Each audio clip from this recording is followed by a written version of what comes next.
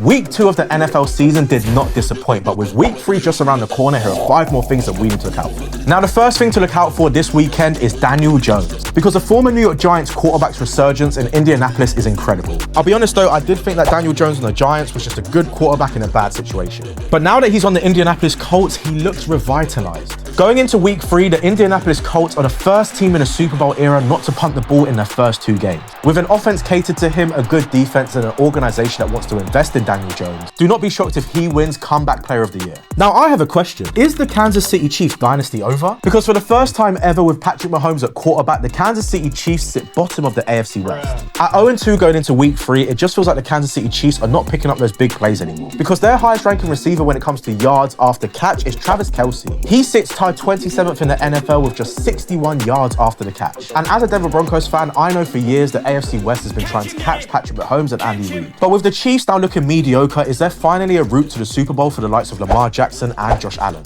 And Chiefs fans, I bet you're wondering, what happens if we lose to the New York Giants on Sunday Night Football? Now, the third thing to look out for this week is Carson Wentz. And a lot of you might be thinking, Carson Wentz, what team is he playing for this year? This year, he is backing up JJ McCarthy in Minnesota. And as we all know, JJ McCarthy has not looked great going into week 3. 24 completions on 41 pass attempts for 301 yards, 2 TDs, and 3 interceptions just isn't good enough. And with Carson Wentz now a veteran who has played in many schemes and playbooks, he might be the key to unlock receivers like Justin Jefferson and TJ Hockenson. So don't be surprised if we see Carson Wentz starting for the Minnesota Vikings sometime soon. Now, the fourth thing that we need to talk about is the Los Angeles Chargers, because are they really contenders or just pretenders? Because yes, we get it, the Chargers look good, Justin Herbert is playing well, but we've been here before. Because we can roll back the years to the days of Phillip Rivers and LaDainian Tomlinson, because even back then the Chargers would flatter to deceive. And now with Harbaugh at the helm, with Justin Herbert under center, with weapons like Ladd McConkey and Quentin Johnston, and a very good defense, the Chargers could make the Super Bowl or they could get knocked out in the wildcard round again. And by the way, Denver, I said it last week, if we lose to the Colts, we will be on fraud watch. And I'm guessing you heard me when I said that Bo Nix needs to play better, but what happened to the defense and especially special teams? Because we fired our special teams coordinator Ben Kowitzer last season to get better, but now under Darren Rizzi, it just looks worse. And the last thing to look out for going into week 3 is special teams.